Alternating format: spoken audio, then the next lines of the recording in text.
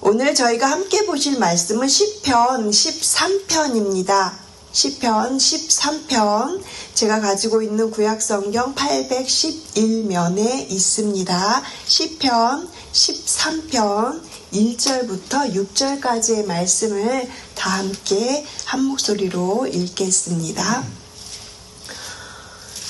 시편 13편입니다. 찾으신 줄로 알고 1절부터 6절까지 함께 읽겠습니다. 여호와여, 어느 때까지이니까 나를 영원히 잊으시나이까? 주의 얼굴을 나에게서 어느 때까지 숨기시겠나이까?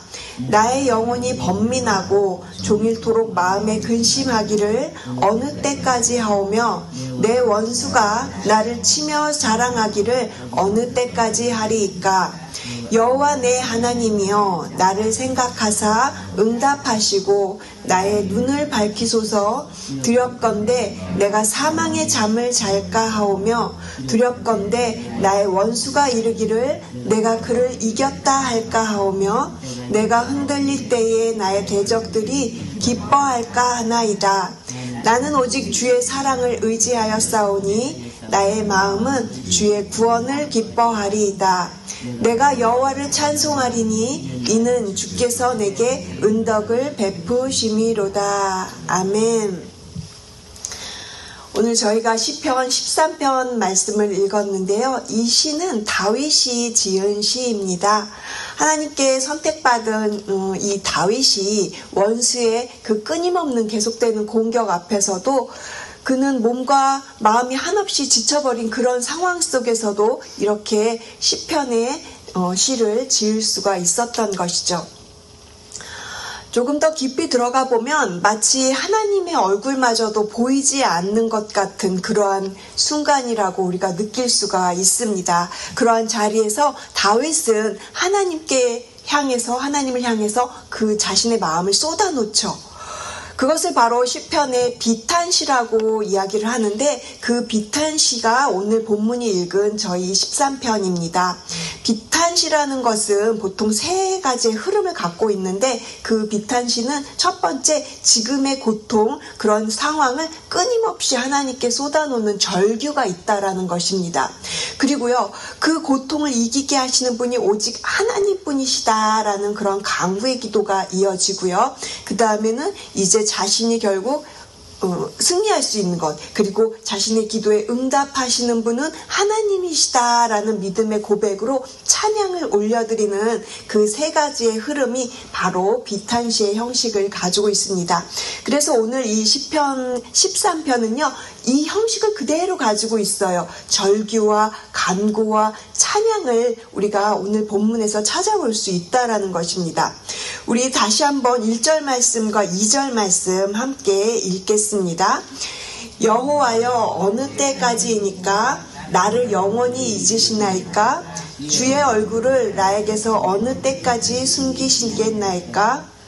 나의 영혼이 번민하고 종일토록 마음에 근심하기를 어느 때까지 하오며 내 원수가 나를 치며 자랑하기를 어느 때까지 하리이까? 여기서 어느 때까지입니까? 이런 표현이 4번 나오는 것을 보실 수가 있으시죠? 그만큼 다윗이 삶이 얼마나 지치고 또 자신이 얼마나 오랫동안 이런 생활을 견뎌야 할까, 이런 상황을 지금 표현해주고 있는 것이죠. 그런데 중요한 것은요, 이 4번의 반복된 질문이 불신앙의 표현이 아니라는 것이에요.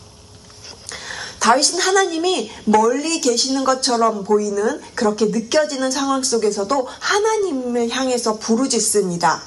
즉 다윗은 이러한 어려운 상황 속에서도요, 이 문제를 해결해 줄 수 있는 이가 자신의 주변에 있는 어떤 사람들도 아니고, 그리고 자신에게 있는 것도 아니고 하나님께 바로 있다, 그것을 확신하면서 고백할 수 있다라는 것이에요. 이것이 바로 다윗이 하나님을 신뢰하는 믿음인 것입니다. 그래서 3절로 넘어가서 보면 다윗이 하나님을 부르는 호칭이 달라져요. 3절 전까지는 여호와여 이렇게 부르다가 3절에서부터는 여호와 내 하나님이여 라고 그렇게 고백을 합니다. 이 부분을 히브리어 원문으로 보면 여기서 사용된 엘로힘이라는 단어가요, 하나님, 그 창조의 하나님, 능력의 하나님을 부를 때 쓰는 이름이라는 것을 우리가 알 수가 있어요. 그러니까 3절과 4절 고백은 이렇게 들리는 거예요. 능력의 하나님, 구원의 하나님, 저를 좀 돌봐 주십시오 라고 지금 이렇게 간절하게 외치고 있는 것입니다. 나의 하나님, 나의 하나님, 아브라함과 이삭과 야곱의 하나님, 그러면서 동시에 나의 하나님, 나의 아버지, 이렇게 지금 하나님을 부르고 있다라는 것입니다. 이 고백은 무엇이냐 하면 하나님을 향한 다윗의 신뢰를 지금 나타나고 있는 표현입니다.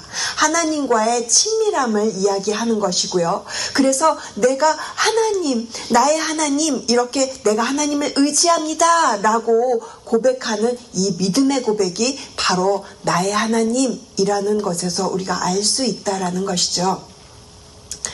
그러면서 마지막에 5절과 6절에서는요, 확신에 찬 고백이 흘러나옵니다. 맨 처음에는 어느 때까지입니까? 하는 절규로 시작을 하였는데 하나님을 다시 바라보니까 믿음이 생기고, 그리고 그 믿음으로 붙잡고 결국 하나님을 다시금 사랑하면서 그렇게 확신과 찬양으로 고백하고 있다라는 것이죠.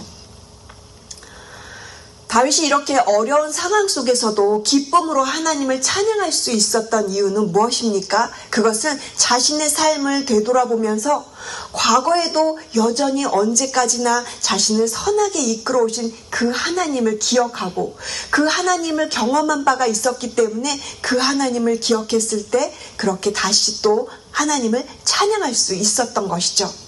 그것이 5절의 그 문체를 보면은 우리가 더 분명히 알 수 있는데요.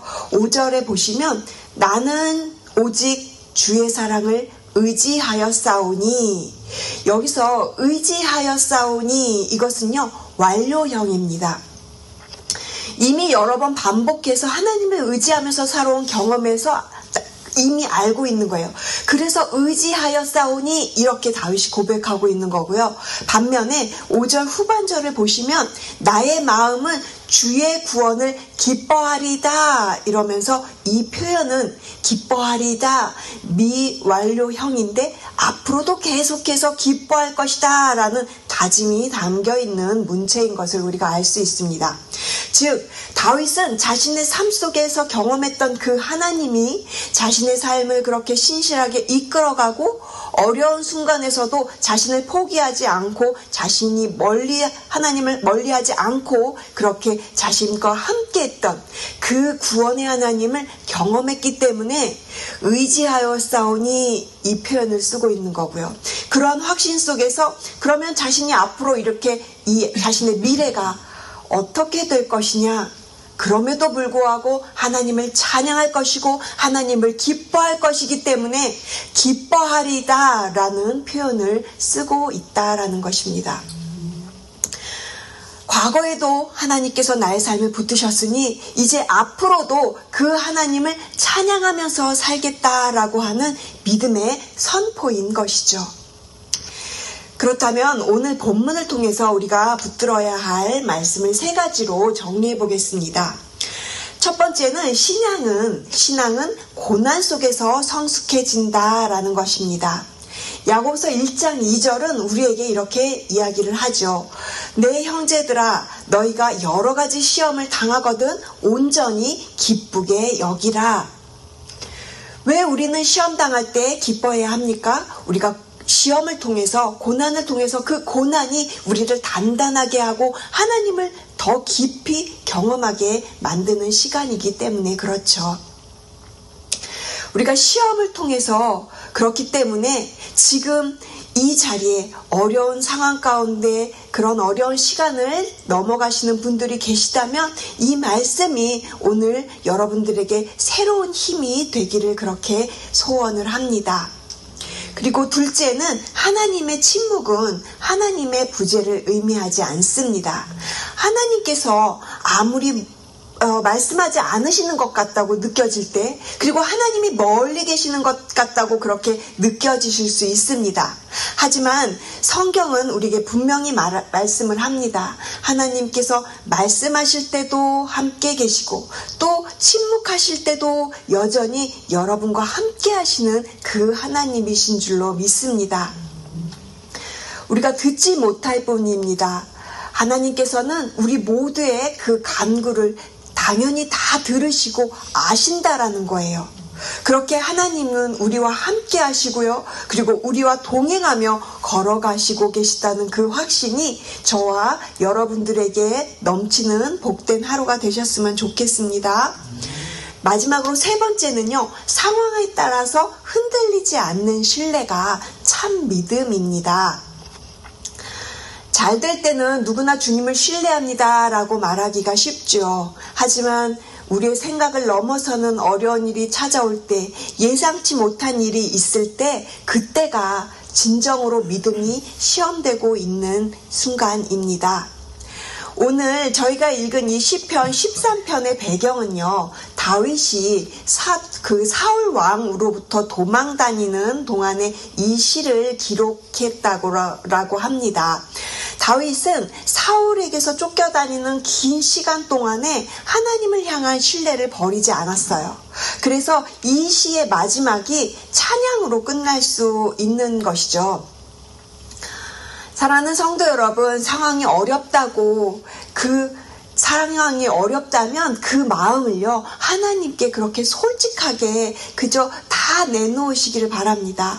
그러나 그뿐만이 아니라 우리가 동시에 기억해야 할 것이 있어요. 그 상황을 바꾸시는 분은 오직 한 분, 여호와 하나님, 여러분의 하나님이라는 사실입니다. 우리도 다윗처럼요, 우리의 기도를 들으시고 응답하시는 여러분의 그 하나님을 찬양하는 복된 하루가 되시기를 주님의 이름으로 축복을 드립니다. 기도하시겠습니다. 하나님 감사합니다. 여러 가지 상황 속에서도 때로는 우리의 마음이 자꾸 약해지고 무너질 때가 있습니다. 끝날 것 같다가도 끝나지 않는 현실이 답답하고요. 다윗이 고백했던 것처럼 주님 도대체 언제까지입니까? 라고 하는 그 고백이 우리 안에도 있습니다. 이럴 때일수록 주님을 더 바라보게 하시고 말씀을 의지하여 힘을 얻는 하나님의 백성들이 되게 하여 주시옵소서.